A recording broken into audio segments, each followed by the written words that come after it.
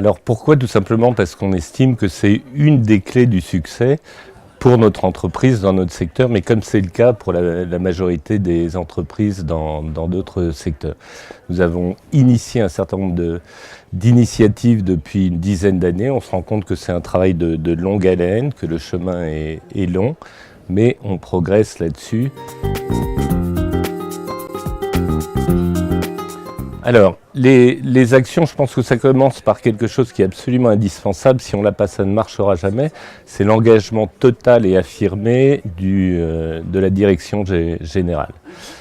Si on n'a pas ça, ça ne marche pas. Il faut ensuite que ça descende sur la colonne vertébrale de l'entreprise. Il faut deuxièmement mesurer ses progrès, se fixer des objectifs et mesurer ses progrès sur la durée.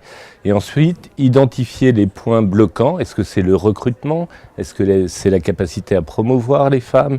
Est-ce que c'est un problème de départ au moment, par exemple, de la maternité, et mettre en place des mesures appropriées. Et donc en ce moment, on travaille sur deux axes concrets.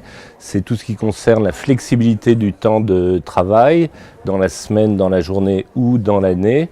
Et c'est également le sponsorship, c'est-à-dire que les femmes et les nouveaux talents dans l'entreprise puissent bénéficier d'un sponsor qui va non seulement les conseiller, mais également les pousser, si je puis dire, dans le développement de leur carrière.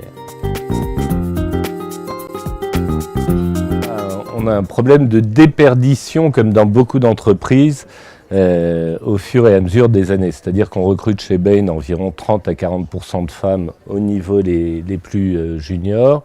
Et si on regarde les niveaux les plus seniors, ce qu'on appelle le management, donc les associés et les managers, on est à un pourcentage beaucoup plus faible que ça. Donc on essaie de travailler sur cette déperdition, ces femmes qui nous quittent après 5 ans, 10 ans ou 15 ans, en identifiant des moyens de les maintenir plus longtemps dans l'organisation, motivées et engagées. Alors je ne sais pas si on est précurseur, mais on a compris que c'était un sujet, c'est-à-dire que l'arrivée d'enfants dans une famille, ça chamboule l'organisation de la cellule familiale. Or, auparavant, l'entreprise ne s'en souciait pas.